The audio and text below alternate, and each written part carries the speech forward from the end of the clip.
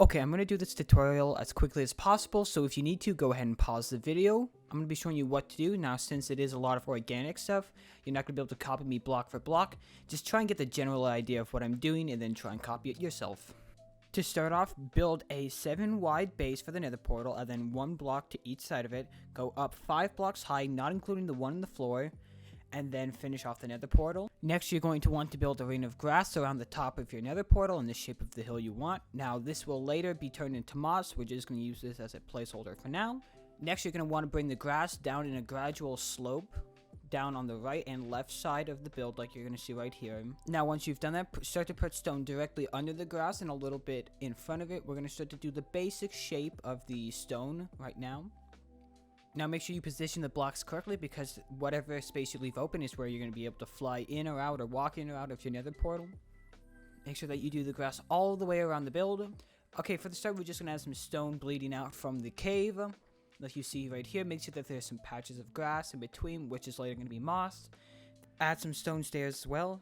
Then you're going to add some of this drip stone, and then for more detailing, you can add some vines. Now, you're going to want to start to apply the moss at the top right here. Now, with the moss, you will lose some of your stones, so make sure you fix that. More details can be some glowberries, a spore for ambience, and then you can also create cuts in the ground with stone stairs, and then add some water.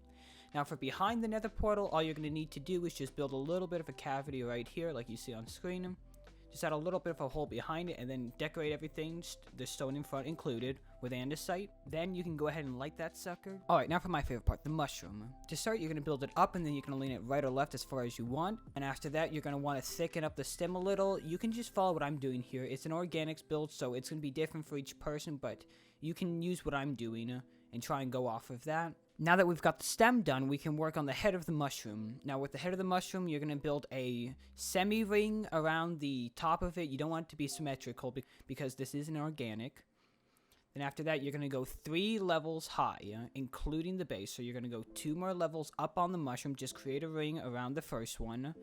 Then go up 2. After that, we're going to come below the mushroom and add 1 more ring at the bottom. Now, once you've done that, behind that layer we just added, you want to add a couple of mushroom blocks hanging down. It can be 1, it can be 2 blocks down. You should vary it to make it look more organic.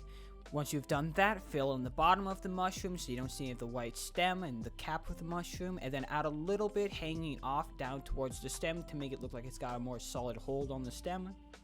Once you've done that, we're going to bulk up the front of the mushroom all the way around. We're going to make that base of the mushroom look a lot more thick and sturdy.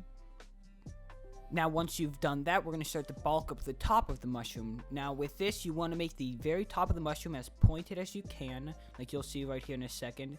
Just bulk up the mushroom like I'm doing here. You can follow along with what I'm doing. Obviously, again, it's an organic. It's going to be a little bit different. Once you've got all that done, we can add the final detailing to the mushroom. So for the cap, you can add red concrete and red concrete powder.